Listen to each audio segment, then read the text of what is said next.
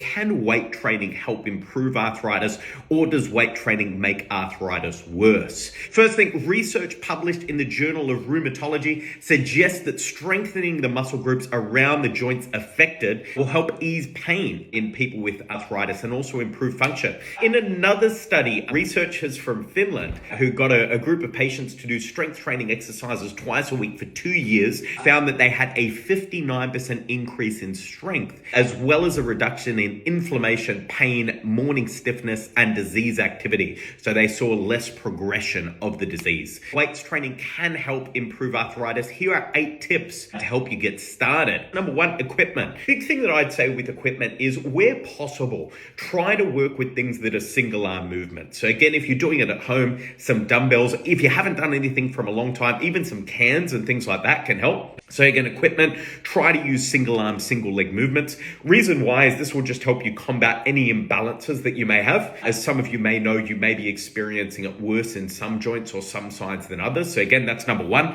Try to do single arm, single leg movements where possible. Number 2, weight. So how much weight should you use? Should you do higher weights, low reps, or should you do higher weights, low reps? What we want is you should ideally be feeling a challenge between 8 to 10 reps. However, if 8 to 10 reps is causing pain in your joints rather than fatigue in the muscles, you can always go lighter and do more reps. But what we ideally want to aim for is that the muscle should fatigue around 8 to 10 reps. So that's point number 2, weight. Point number 3, start slowly. So the most important thing to remember, it's not about how you're feeling during the session. It's how you're feeling kind of 2 to 3 days post session. And what you're looking for is whether your arthritis flares up 2 to 3 days after that session. You don't want to go super hard in the session, feel your joints aching, and then see that get worse over 2 to 3 days.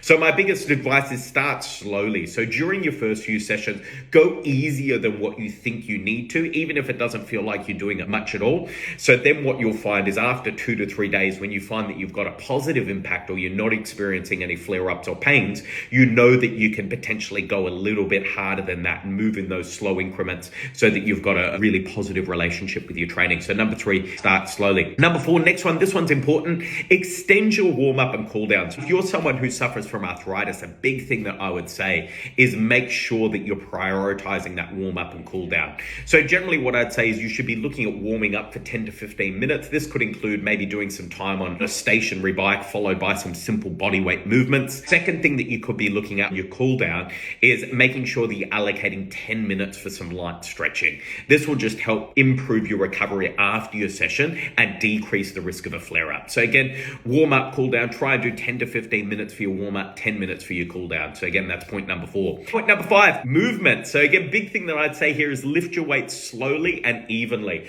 So try to make sure that you're going through the full range of movement at the joint. So if you're doing a foot pushing movement, full range of the joint at the elbow and the shoulder, just to make sure that we're targeting the full set of muscle groups. We don't want to be doing shorter reps or anything like that. So even if you need to decrease the weight, better to do those full reps. So again, movement. Next point, stay hydrated. So this is a pretty simple one. When you incorporate exercise, particularly if you haven't been exercising before, you might be sweating a little bit more. You'll definitely be exerting yourself a bit more than what you were used to. So a big thing here is staying hydrated. If you stay hydrated, you're actually going to improve your recovery after your session. So that's a big one. Next point, point number 7, keep it simple. So again, what I'd say with your weight training, it doesn't need to be super complicated. You don't need to be doing it more than 2 times a week. Like I said in that study above, people saw a 59% increase over 2 years only doing resistance training 2 times a week. So again, what I'd say is start off doing it just 2 times a week. Ideally get some good spacing in between. You could do Monday, Thursday, Tuesday, Friday,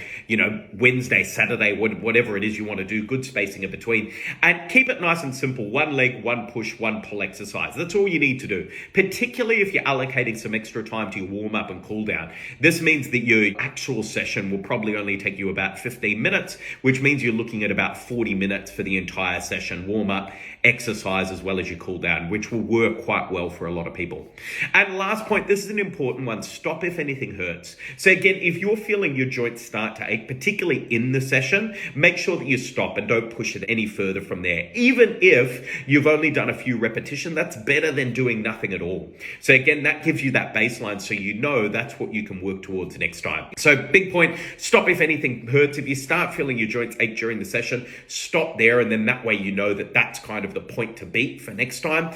And then if you're experiencing any new joint pain, or you're experiencing any sharp pain, or you feel like your symptoms are getting worse, as always, what I'd say, talk to your doctor. Again, if you're unsure about starting with your resistance training, I'm always happy to answer any questions, but you've also got things like personal trainers, physiotherapists. Your doctor can be good if you feel like, your symptoms are getting worse and you may need a little bit of help there. But if you're looking at actually beginning with some resistance training, I'd say talk to your physio, talk to a personal trainer, and they'll be able to help you out. So there we have it, team. 8 tips on how you can get started with resistance training, and some evidence that weights training can actually help improve or lessen symptoms of arthritis. So hope that was helpful, team. And as always, any questions, let me know.